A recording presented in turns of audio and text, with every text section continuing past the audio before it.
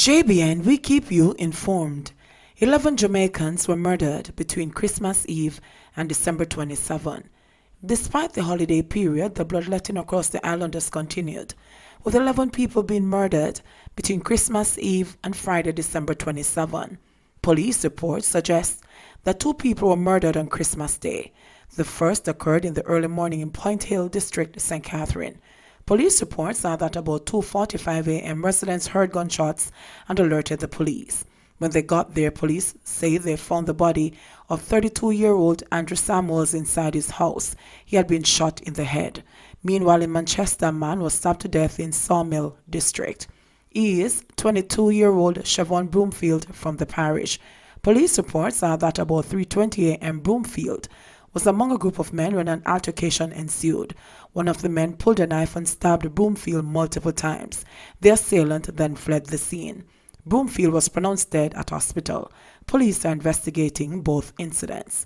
Illegal guns seized in St. James, 6 in custody. 6 people are now in custody in connection with the seizure of an illegal gun in St. James on Friday.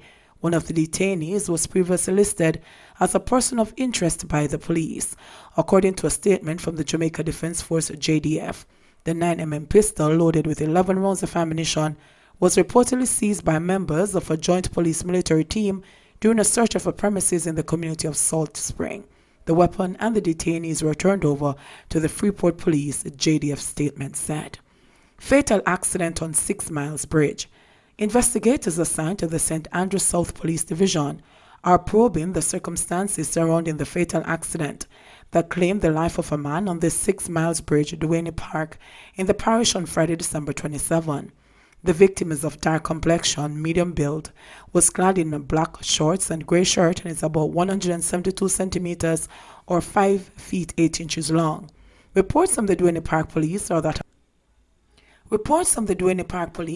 about 6:55 p.m., the driver of a Suzuki Vitara was traveling along the roadway when he allegedly hit the unidentified man who was walking along the roadway. The police were alerted and he was taken to the hospital where he was pronounced dead. The crash caused traffic congestion in the area for several hours. Motorists traveling from the direction of Spanish Town heading into Kingston were advised to divert through Portmore. Property damage, livestock killed as flood rains hammer Westmoreland. Scores of residents of 3 Miles River watched helplessly as their homes were flooded as torrential rainfall walloped sections of Westmoreland on Christmas Eve and Christmas Day, resulting in major damage to houses and other property and death to livestock. Strathbogie, Georges Plain, and Amity were also badly affected. On Friday, homeowners, mainly women, were still mopping up floodwaters and counting their losses, roars away from millions of other Jamaicans indulging in the joy of Christmas festivities. Sophia Spence, the chicken farmer, said that in addition to significant damage to a section of her home and the loss of household articles, dozens of her livestock were killed by the floodwaters. The community, she said, was in need of urgent help from the authorities to address the flooding misery. It happened every year and damage replaced, said Spence. This is not the first or second time we get flood out. It happened last year and the year before, and nobody now come deal with the problem. We lose a whole heap of chicken, and we don't know how much more could end dead, Spence added, revealing that the water was knee-high. Spence said that her children were terrified as they watched flood waters rise to the level of their beds. The livestock farmer said that more than 50 houses were inundated in her community. Flooding has become a perennial problem for the communities, Spence said, but they usually suffer distress early in the year, not during the Christmas season. The heavy rains, she said, had basically washed out the merriment of Christmas. We never prepare for this kind of disaster at all.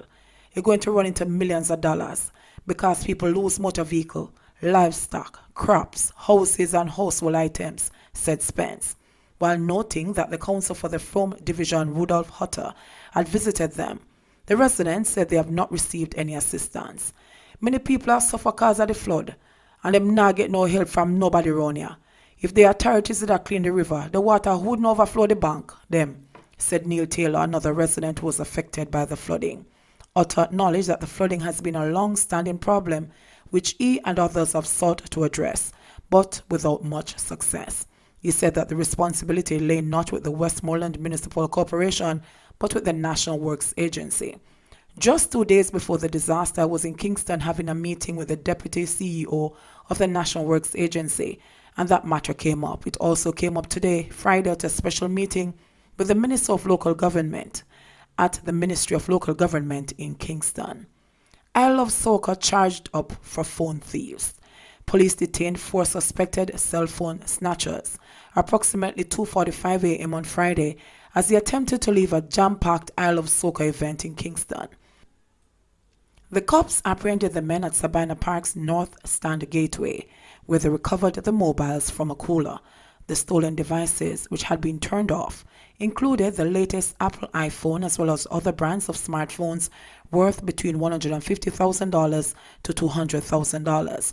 A police inspector on duty said there was a possibility that more phones could be recovered before the party ended and that there might be other criminals fronting as patrons.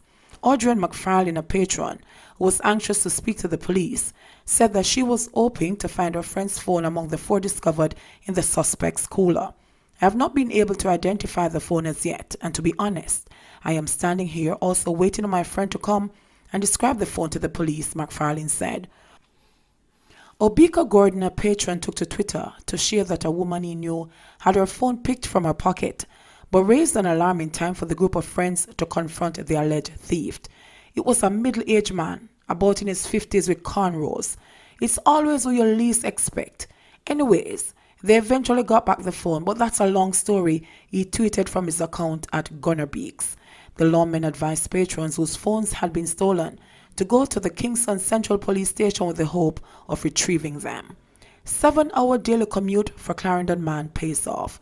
For 35 days between October and earlier this month, Clayon Elliot made the 149-kilometer trek from his home in Yorktown, Clarendon, to the Grandiosa Hotel in Montego Bay, St. James, to attend classes in event production. Elliot recounted how it began the 3.5-hour trip to the second city at 5 a.m. every day to ensure that he got to class on time. I hardly had time to study. I hardly had time to do my notes. I had to do it on the bus. So the best thing I did was try to reach at least half an hour before class started and try to get prepared, he said during an interview with the Jamaica Information Service. The 27-year-old says he was determined to complete the skills training program and get the certification he needed to get a better job. I needed a better skill. I needed to be certified. I needed to go out in the world where I can showcase myself, said Elliot. On December 16, he was among 32 persons who graduated from the Event Production Skills Training Program, which was organized by the Jamaica Social Investment Fund, JSIF, in partnership with M Academy, the training institute for the Main Event Entertainment Group. Elliot was named one of the 2 top male performers for the program and won the award for Most Outstanding Student in the area of lighting. He also received a certificate for best attendance. Elliot says he is grateful for the experience and is excited to take advantage of the opportunities that the training and the certification will bring. I am really grateful to be named top male for the program because I tried to do my best. I hope to get a better job so I can be better financially and uplift myself, he said. Social Services Manager JSIF Greaseford Bennett hailed Elliot as a shining example for young people across the country. This is the motivation that we talk about, for a young man to hear that there is an opportunity in Montego Bay, and for that person to travel from Yorktown in Clarendon every single day to come to Montego Bay to accept this opportunity. That's the kind of spirit that will move the country forward, Bennett said. 45 cops died of natural causes this year. The Jamaica Constabulary Force, JCF, lost 45 members who died this year of natural causes, the union that represents rank-and-file cops has revealed. Further, Chairman of the Jamaica Federation, Sergeant Patria Rowe, says in the last 5 years, over 200 policemen and women have died of natural causes. The disclosures come a day after 42-year-old Constable Natoya Bryan was found dead inside her home in Longville Park, Clarendon. According to the JCF's Corporate Communication Unit, CCU, Bryan was epileptic and hypertensive, and the incident is being treated as a sudden death. Police and firefighters were reportedly summoned to her home after worried relatives complained that they were not able to contact her by phone. Bryan, who was assigned to the St. Catherine North Community Safety and Security Branch, was found unresponsive in a room, the police said. Rowe believes that the number of cops dying of natural causes is not normal. He says Brian's death supports a call by the Federation for the government to commission a study into lifestyle illnesses among the men and women of the JCF and the conditions under which they serve. We are again renewing our call for government to commission a study into the extraordinary high death rate in the JCF. We believe this is not normal, he said yesterday. Our officers are worn and overworked. Rowe described Brian as a good police officer who worked diligently. Brian, a 13-year veteran policewoman, was last seen alive on Tuesday. JBN, we keep you informed. Please remember to like, subscribe, share, leave us a comment and click the notification bell to receive our daily news items.